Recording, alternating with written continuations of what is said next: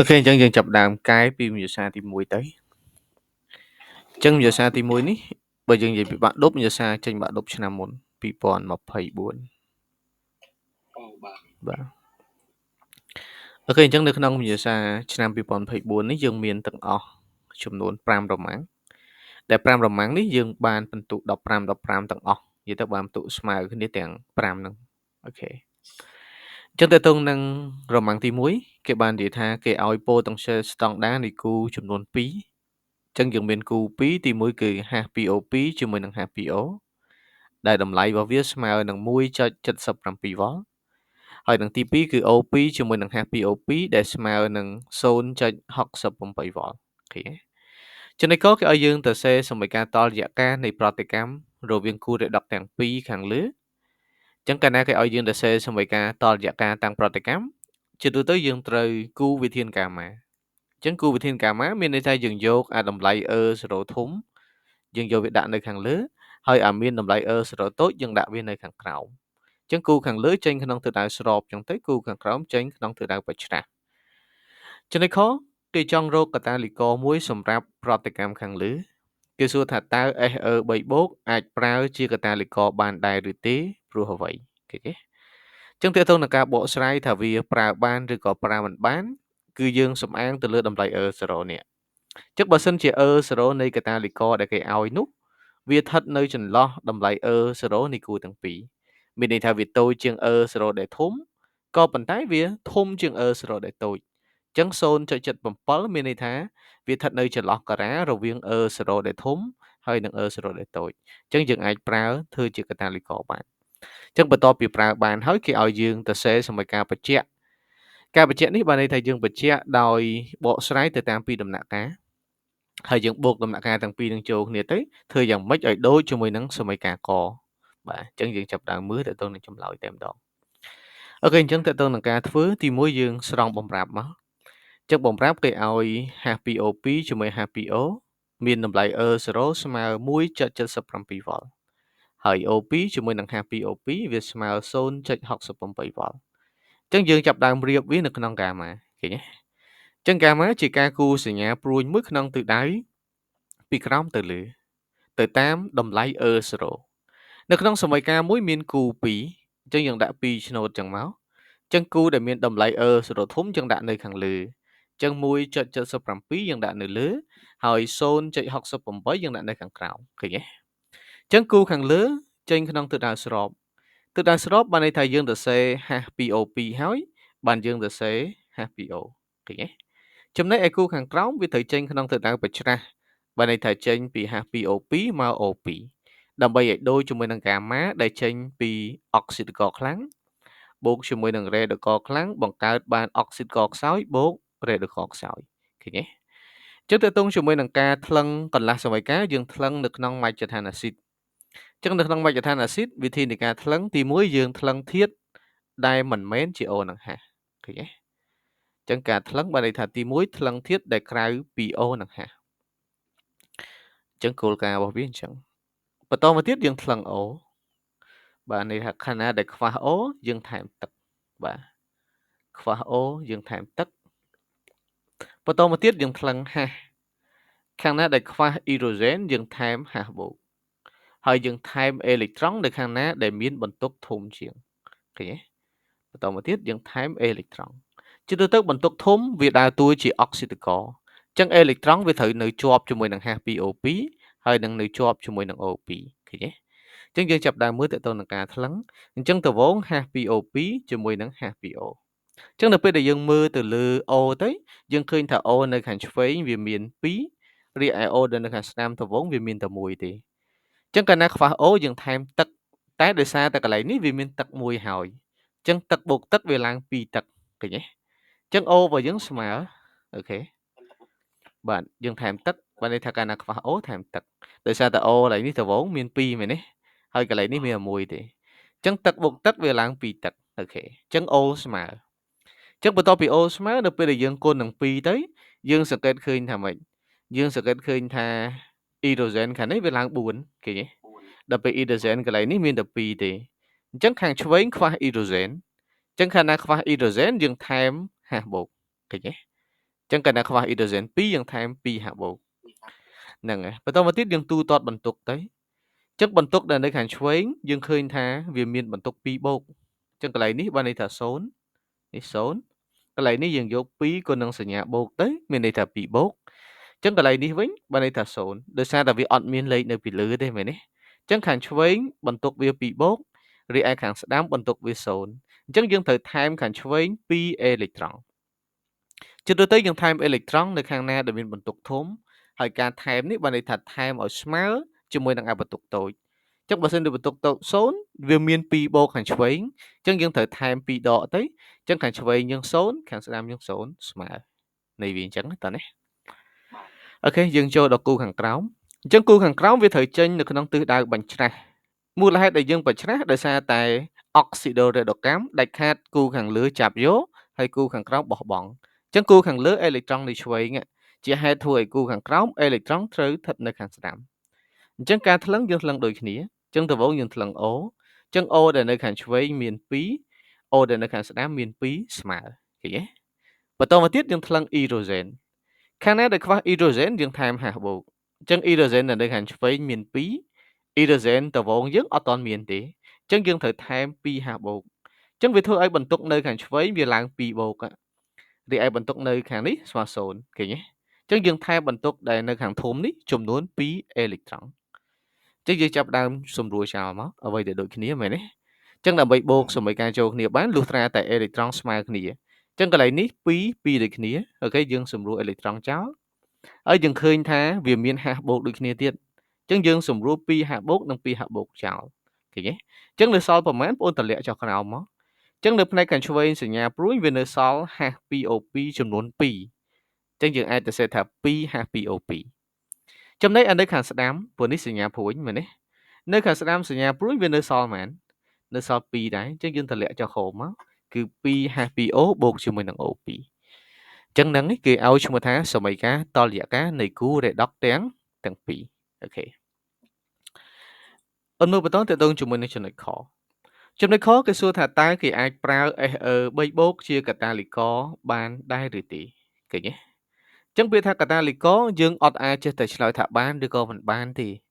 ពាក្យថាកាតាលីករវាជួយជំរុញល្បឿនប្រតិកម្មមែនក៏ប៉ុន្តែវាជំរុញបានលុះត្រាតែតម្លៃ E0 ដែលគេឲ្យនេះវាស្ថិតនៅចន្លោះកណ្ដាលនៅ E0 នៃគូទាំងពីរអញ្ចឹងគូទាំងពីររបស់យើង E0 វាមាន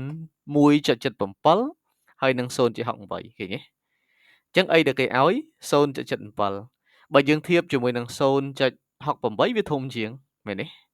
ក៏ប៉ុន្តែបើយើងធៀបជាមួយនឹង 1.77 វាតូចជាងវិញអញ្ចឹងកាលណាតម្លៃ E0 ស្ថិតនៅចន្លោះគូទាំងពីរហ្នឹងយើងអាចប្រើជាកាតាលីករបានអញ្ចឹងយើងឆ្លើយដូចអ្វីដែលយើងបាននិយាយវិញមិញមកអញ្ចឹងគេអាចប្រើ SE3 បូកជាកាតាលីករបានព្រោះតម្លៃ E0 ឬក៏យើងហៅថា potential ស្តង់ដារនៃគូដែលជាកាតាលីករហ្នឹងស្ថិតនៅចន្លោះ potential នៃគូទាំងពីរនៃសមីការបន្តមកទៀតយើងទៅសេបញ្ជាក់គេច្បាស់ទៅបានន័យថា E0 នៃ SE3 បូក SE2 បូកនេះវាធំជាង E0 នៃ O2 ជាមួយនឹង H2O2 ក៏ប៉ុន្តែវាតូចជាង E0 របស់ H2O ជាមួយនឹង H2O ហ្នឹងឯងឃើញទេ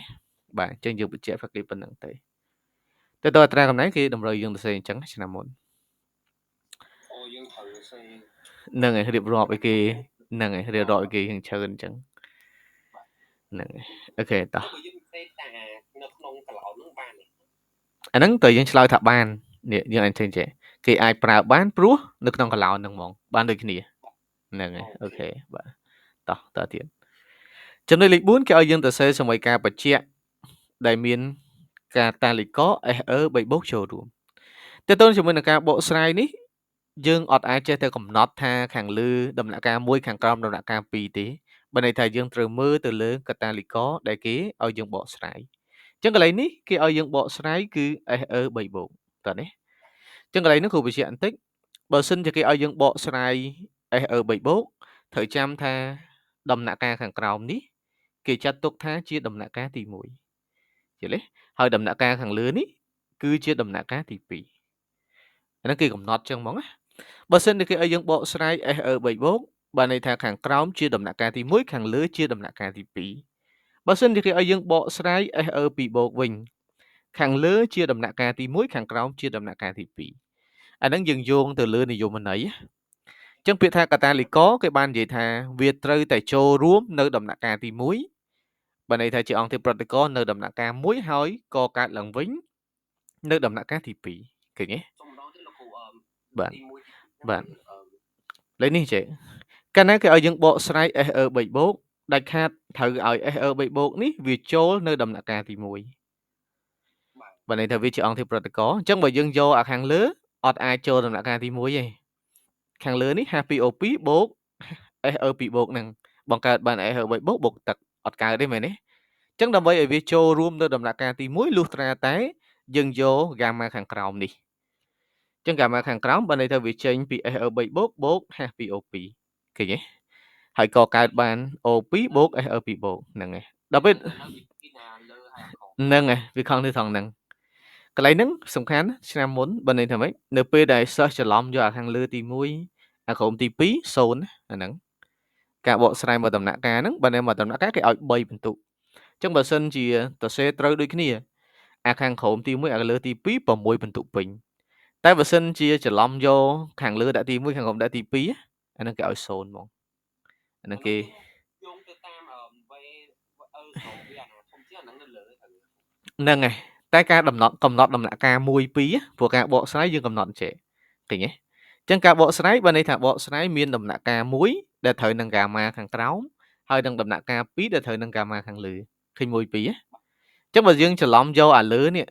ទៅដាក់1ហើយអាខាងក្រោមដាក់2 0នេះហ្នឹងហើយគាត់ថាប៉ុណ្្នឹងបើន័យថាម៉េចសើត្រូវទាំងអស់គ្រាន់តែច្រឡំយកអាលើដាក់1អាក្រោមដាក់2 0តែបើយើងយកអាក្រោមដាក់1អាលើដាក់2អូខេ6បន្ទុកពេញហ្នឹងហើយឆ្នាំទៅហ្នឹងវាកន្លែងហ្នឹងដែលសិស្សខ្លះគាត់បាត់បន្ទុកពួកបាត់6បន្ទុកសឹងអស់បាត់ហើយអូខេអញ្ចឹងនិយាយឡើងវិញបើគេឲ្យយើងបកស្រាយអានៅខាងឆ្វេងតើនេះនៅខាងឆ្វេងនេះ 3 បូកនេះដំណាក់កាលខាងក្រោមជាដំណាក់កាល1ដំណាក់កាលខាងលើជាដំណាក់កាល2បើគេឲ្យយើងបកស្រាយអាខាងស្ដាំអាខាងលើជាដំណាក់កាល1អាខាងក្រោមជាដំណាក់កាល2វិញធ្វើយ៉ាងម៉េចឲ្យកាតាលីករជាអង្គធាតុប្រតិករនៅដំណាក់កាលទី1ហើយជាអង្គធាតុកកើតនៅដំណាក់កាលទី2អញ្ចឹងបើសិនជាខាងក្រោមនេះជាដំណាក់កាលទី1អញ្ចឹងប្រកាសជាគូខាងលើចេញពី SE3 ទៅ SE2 អញ្ចឹងបងប្អូនមើលកន្លះសមីការរបស់យើងមកឃើញនេះអញ្ចឹង SE3 បូកទៅ SE2 បូកអញ្ចឹងអត់ចាំបាច់ថ្លឹងទៅតាមវិធីមុនទេដោយសារតែវាអត់មាន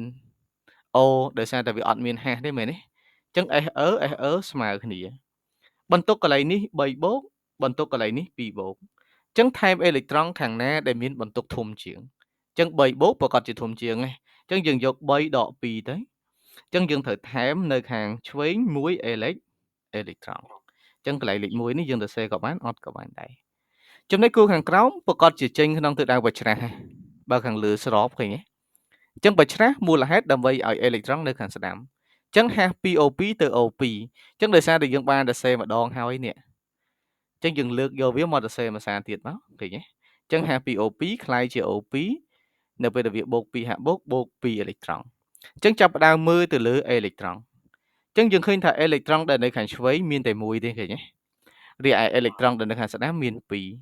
អញ្ចឹងបើជួរខាងលើដែលមានអេឡិចត្រង់1នេះបងប្អូនត្រូវគុណនឹងប៉ុន្មានគុណនឹង2ឃើញទេអញ្ចឹងដល់ពេលយើងគុណនឹង2បានន័យថាអាមួយជួរនោះគុណនឹង2ទាំងអស់តើនេះបាទអញ្ចឹងយើងអាចសរសេរចូលគ្នាមកអញ្ចឹងវាទៅជាហាស 2O2 SE3 បូកនេះយើងដាក់ថាម៉េច 2SE3 បូកអូខេចំណែកអានៅខាងស្ដាំវិញបានន័យថា 2SE2 បូកជាមួយនឹង2ហាក់បូកជាមួយនឹង O2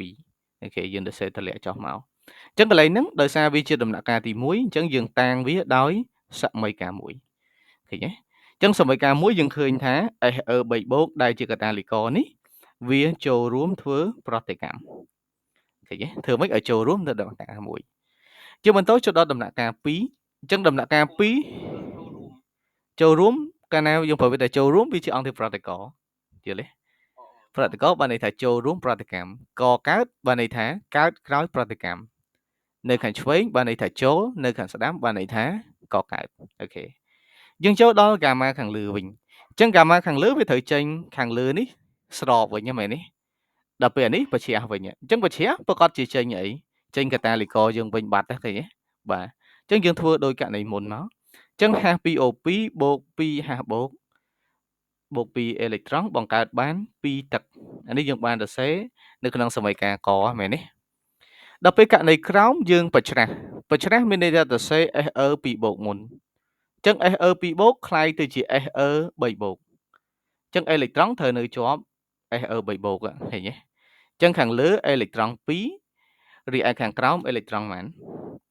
ន1អញ្ចឹងយើងធ្វើដោយករណីមុនមកអញ្ចឹងបងអូនគុណមកជួរខាងក្រោមទាំង2អញ្ចឹងយើងបាន H2O2 បូកជាមួយនឹង 2H បូកបាទបូកជាមួយនឹង 2SE2 បូក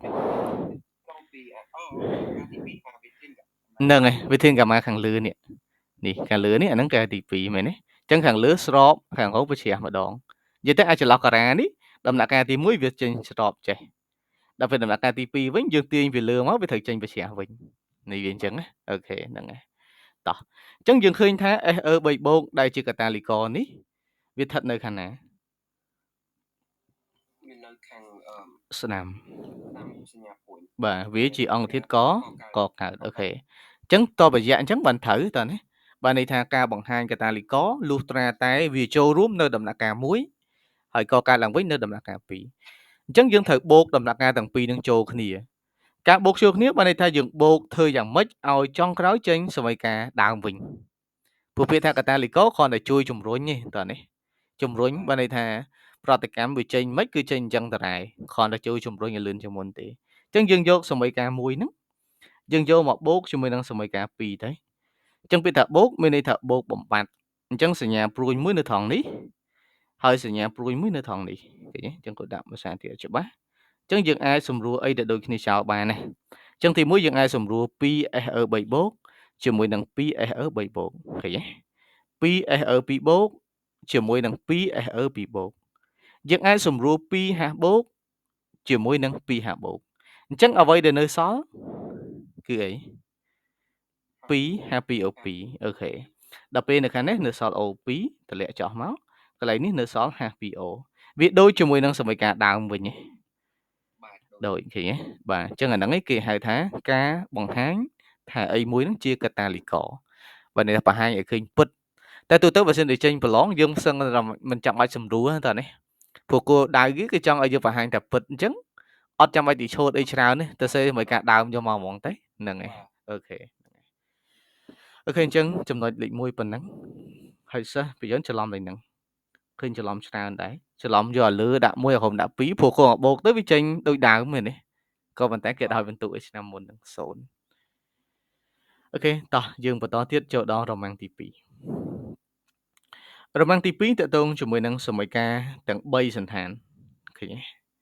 អញ្ចឹងខ្ញុំនិយាយបន្តិចតកតងជាមួយនឹងសមីការ3សន្តានអញ្ចឹងទម្រង់នៃសមីការ3សន្តានអញ្ចឹងពាក្យថា3សន្តាននោះបងដឹងទេវាមានទី1គឺសមីការគីមី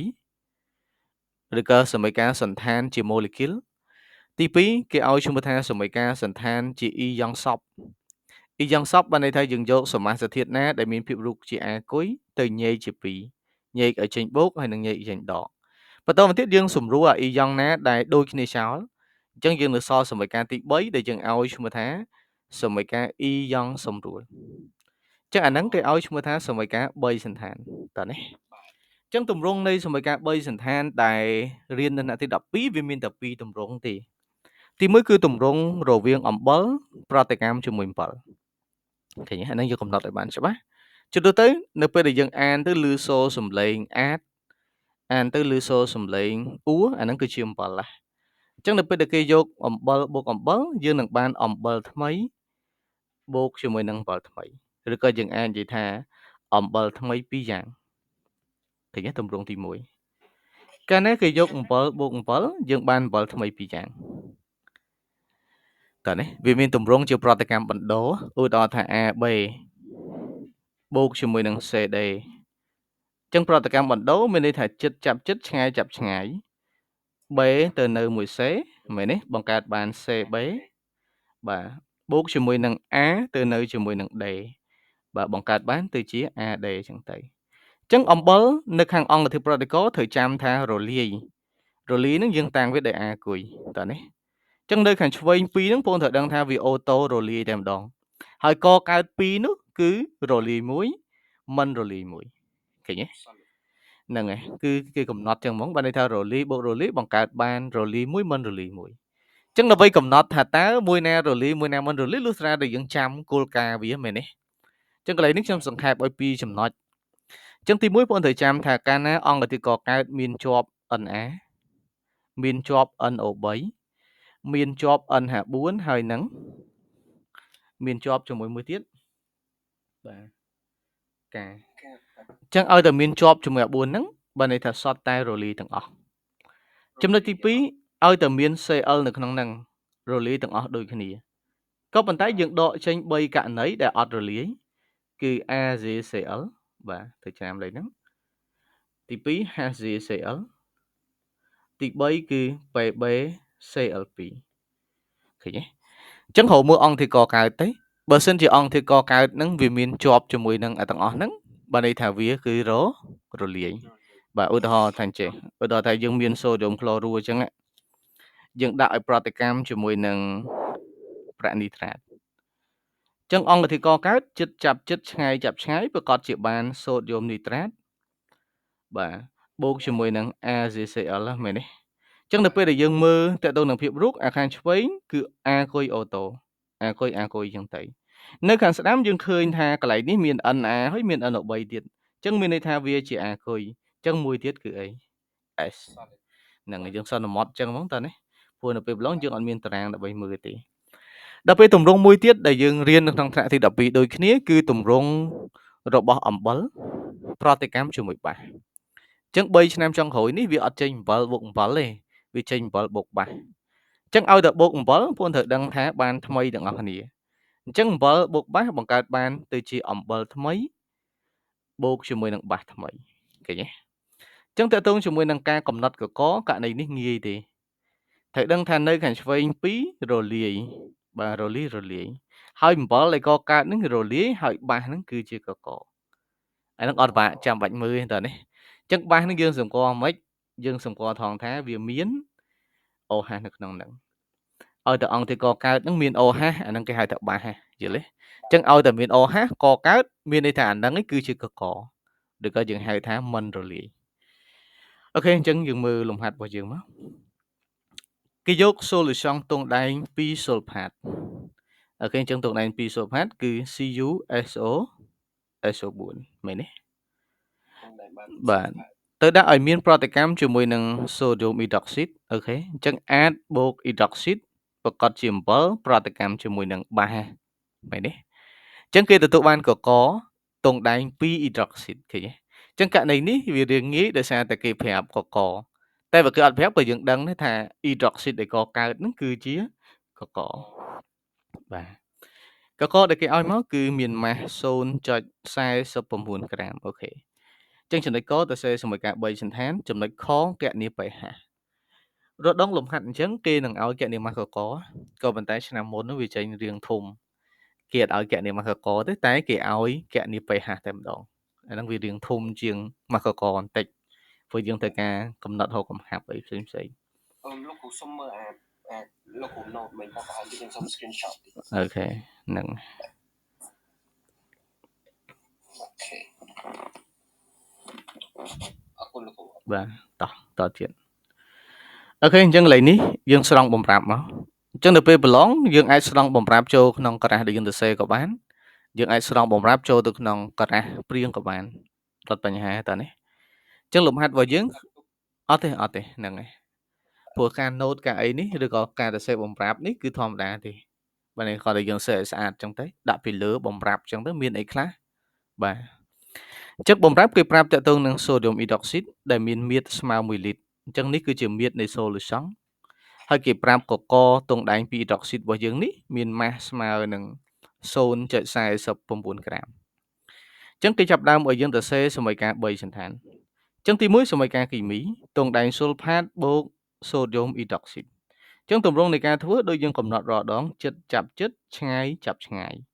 អញ្ចឹង sodium យើងដឹងហើយវ៉ាឡង់1 ចឹងដើម្បីនៅជាមួយ sulfate បានលុះត្រាតែវាគុណនឹង2ចឹងយើងអាចទៅសេថា Na2SO4 ឃើញទេហើយបូកជាមួយនឹងទង់ដែងអញ្ចឹងទង់ដែងនៅជាមួយ hydroxide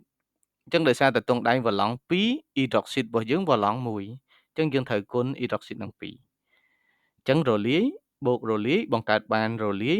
និងមិនរលាយអញ្ចឹងយើងចាប់ដើមញ៉ៃជា2មែនទេអញ្ចឹង Cu នៅពេលដែលយើងញ៉ៃទៅយើងបាន Cu 2បូកហើយ sulfate នេះគេចង់សំដៅទៅលើ SO4 2ដងកន្លែងនេះមានលេខ2ពីមុខអញ្ចឹងបានន័យថា2នេះជាវ៉ោះ Na ផងជាវ៉ោះ OH ផងឃើញទេអញ្ចឹងយើងអាចទៅសេថា 2Na បូក 2OH ដកអូខេអង្គកើតកាលណា A អង្គុយយើងញ៉ៃទាំងអស់អញ្ចឹងកន្លែងនេះលេខ2ជាវ៉ោះ Na 2Na បូកហើយ SO4 នេះវាមានតែ1ទេអញ្ចឹង SO4 2ដងចំណែកឯ CuOH 2ដោយសារតែវាជាអង្គធាតុរឹងអញ្ចឹងយើងអត់ញ៉ៃខ្ញុំទុកវាត្រែអញ្ចឹងយើងអាចឆូតចោលអីដែលដូចគ្នាមែនទេអញ្ចឹងអីដែលដូចគ្នាទី1គឺ Na បូកជាមួយនឹង Na បូកហើយទី2គឺ SO4 2ដកជាមួយ M 2ដកបាទអញ្ចឹងនៅសល់ប្រមាណយើងទៅសេវាឡើងវិញមកអញ្ចឹងអាហ្នឹងគេឲ្យឈ្មោះថាសមីការ E យ៉ង់សម្រួលអូខេតោះអញ្ចឹងពុនមើលចម្លើយបន្តទៀតតកតងជាមួយនឹងការគណនា pH ជាទូទៅដើម្បីគណនា pH យើងមានរូបមន្ត2បាទនេះខ្ញុំណូតឲ្យបន្ថែមទៀតកាលណាគេសួររកតម្លៃ pH ជាទូទៅយើងមានរូបមន្ត2 pH របស់អាស៊ីតហើយនិង pH របស់បាសអូខេកាលណាវាជាអាស៊ីតដើម្បីទាញរក pH មានរូបមន្តតែមួយគត់គឺ pH ស្មើនឹងដកលោកកំហាប់អ៊ីយ៉ង់អ៊ីដ្រូញូមបាទដោយសារពុនដឹងឯកាលណាវាជាអាស៊ីតបើន័យថាវាបង្កើតបាន H3 បូកអូតូឃើញទេអញ្ចឹង pH ស្មើដកលោកអ៊ីដ្រូញូមកាលណាវាជាបាសយើងមានផ្លូវ3ដើម្បីគណនាយើងអាចយកកំហាប់អ៊ីដ្រុកស៊ីតនឹងទាញរក pH សិនហើយទាញរក pH បាទឬក៏ទី2យកកំហាប់អ៊ីដ្រុកស៊ីតហើយទាញរកអ៊ីដ្រូញូមរួចទាញរក pH និងទី3គឺជាវិធីដែលខ្ញុំប្រើជាទូទៅគឺយើងទាញទៅតាម pH ស្មើ14ដក pH កន្លែងនេះយើងត្រូវសេអញ្ចេះសិនណាហើយបើយើងទៅសេថា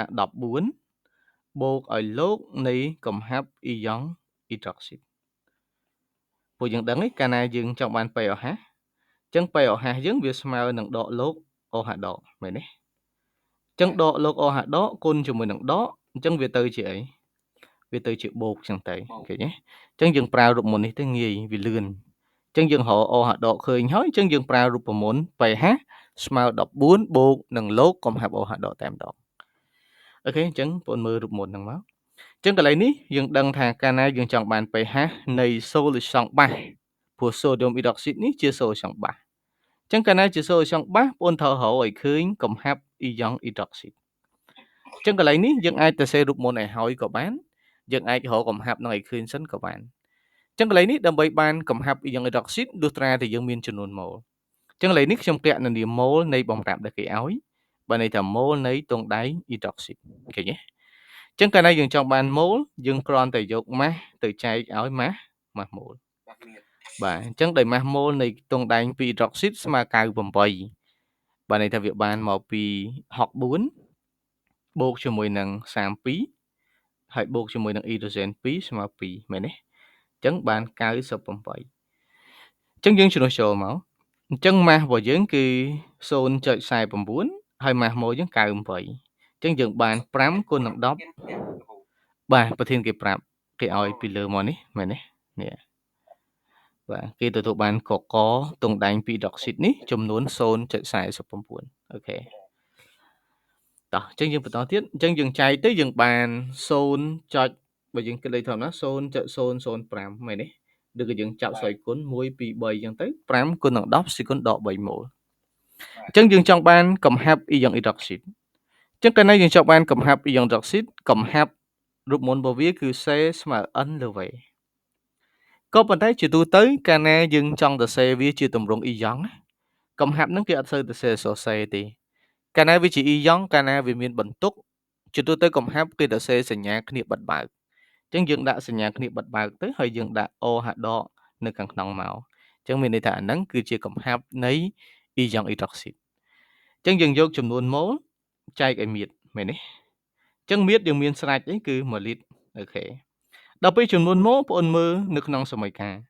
ចឹងនៅក្នុងសម័យកាលមួយអត់ឃើញមានអហាដកទេព្រោះយើងទៅសេចូលគ្នាតែបើយើងមើលសម័យកាល2ឃើញអហាដកឯងឃើញទេចឹងអហាដកនេះបើយើងធៀបជាមួយនឹងកករបស់យើងលេខមេគុណវាប៉ុន្មាន2អូខេកកយើងលេខ1អញ្ចឹងបានន័យថាលេខមេគុណ2វាច្រើនជាង2ដងអញ្ចឹងកន្លែងនេះគ្រូអាចទៅសេថា n អហាដកវាស្មើនឹង2ដង n កកដែលយើងមានអញ្ចឹងកកដែលយើងមានគឺ5គុណនឹង10សេគុណដក3អញ្ចឹងយើងយក2គុណជាមួយនឹង5គុណ10សេគុណដក3ទៅអញ្ចឹងយើងបាន10គុណនឹង10សេគុណដក3ឃើញទេអញ្ចឹង10គុណ10សេគុណដក3អញ្ចឹងយើងទូទាត់ទៅអានេះស្វ័យគុណ1ទូទាត់ទៅសល់ស្វ័យគុណដកប៉ុន្មានដក2អូខេអញ្ចឹងចំនួនម៉ូលមាន10សេគុណដក2យើងចែកជាមួយនឹង V ស្មើ1លីត្រអញ្ចឹងកំហាប់របស់យើងគឺ10សេគុណដក 2m ឃើញទេបាទអញ្ចឹងយើងមានកំហាប់ហើយអាចទាញរយបានអាចទាញរកតម្លៃ pH បានបាត់ទេឃើញទេអញ្ចឹងកន្លែងនេះយើងត្រូវការទៅសេសម្រាយគេបន្តិចបើយើងទៅសេអានេះហ្មងគេដក1ពិន្ទុតើនេះអញ្ចឹងយើងត្រូវទៅសេរូបមន្តដើមសិនមានន័យថា pH ស្មើ14ដក pH អញ្ចឹង14នេះយើងប្រើបានតែក្នុងករណី25ទេអញ្ចឹងកន្លែងនេះគ្រូបញ្ជាក់បន្ថែមគឺ25អង្សាសេតែទូទៅមិនសូវជាបញ្ហាយើងដាក់លេខហ្នឹងឲ្យគេក៏បានដែរដាក់ក៏បានមិនដាក់ក៏បានដោយសារតែលក្ខខណ្ឌដែលយើងប្រឡងចេញជាទូទៅគឺលក្ខខណ្ឌ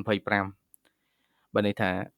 14ស្មើនឹង pH បូក pH ហ្នឹងឯងអញ្ចឹងកាលណាយើងចង់បាន pH វាស្មើ14បូកលោកកំហាប់អូហាដកឃើញទេអញ្ចឹងយើងជំនួសចូល14នៅតែ14ត្រែលោកនៃកំហាប់អូហាដកគឺ10សេគុណដក2អញ្ចឹង14លោកនៃ10សេគុណដក2បានដក2មែនទេអញ្ចឹងដក2គុណនឹងសញ្ញាបូកវានៅតែដក2ត្រែអញ្ចឹង14ដក2ស្មើ12បាទនេះគឺជាចម្លើយ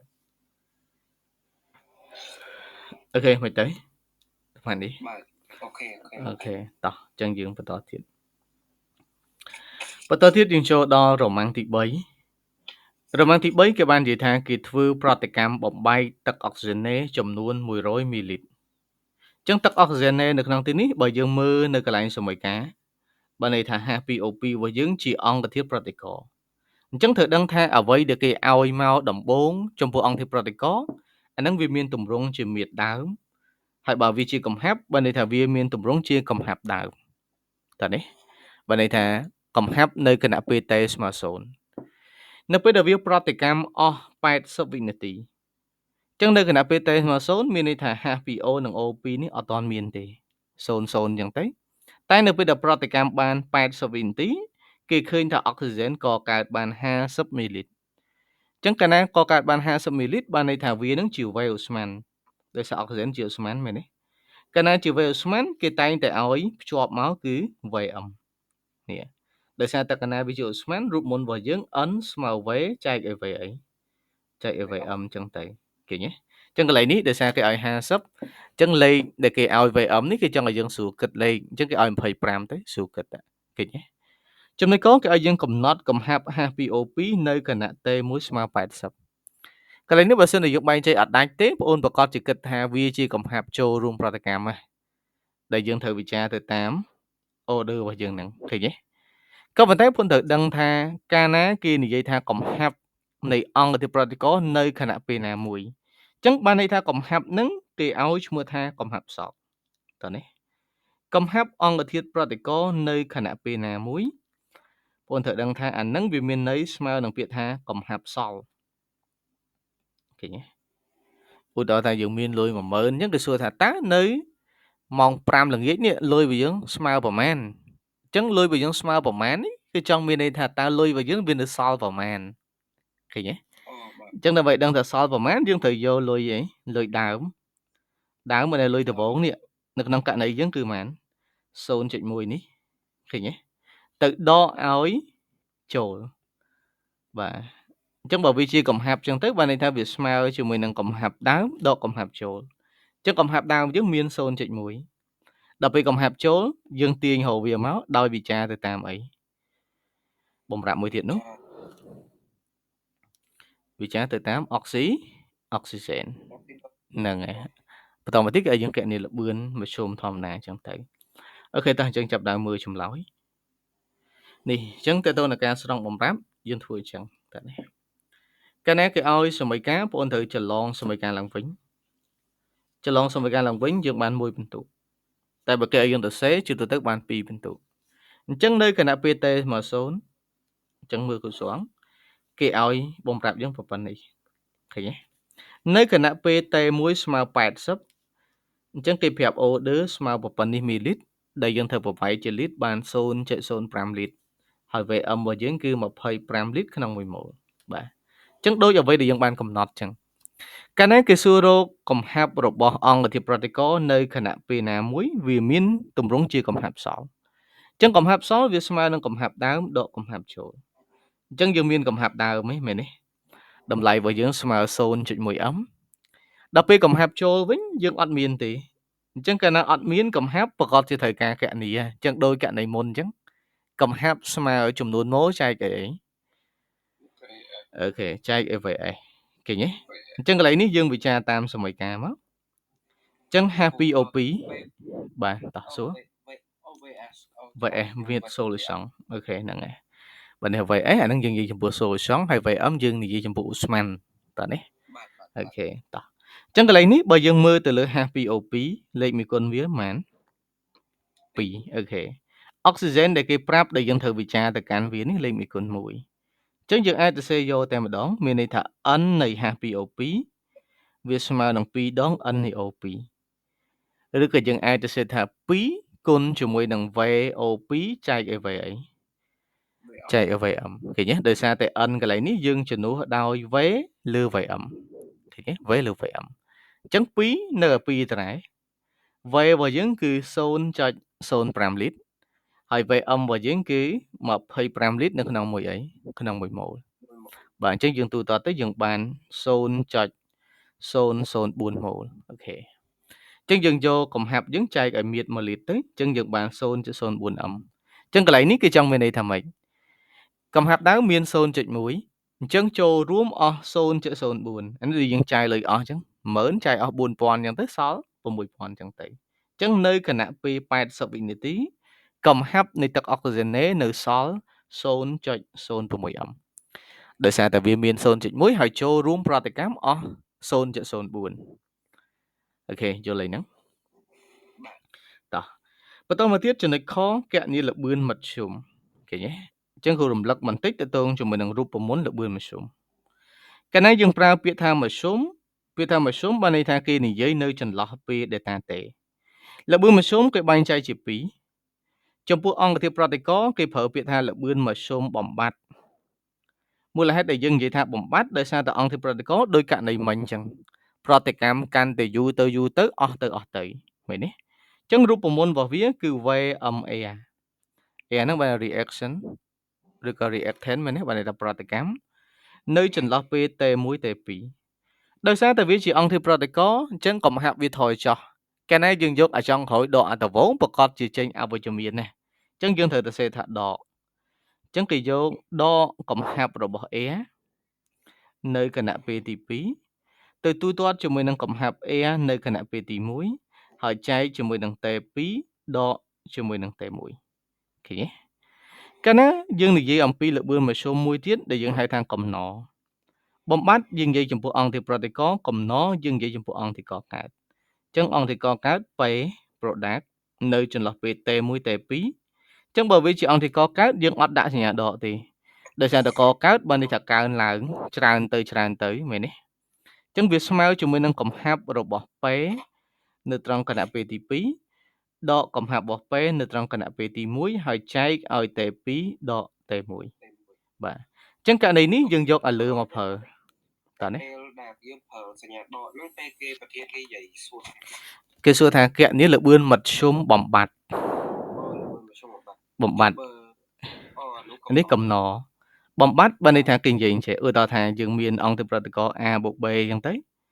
បង្កើតបាន C អញ្ចឹងចោះ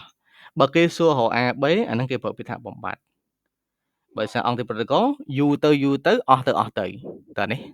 ដល់ពេលអង្គធាតុកកើតយូរទៅច្រើនទៅអញ្ចឹងបើគេសួរចំពោះ C គេនឹងប្រើពាក្យថា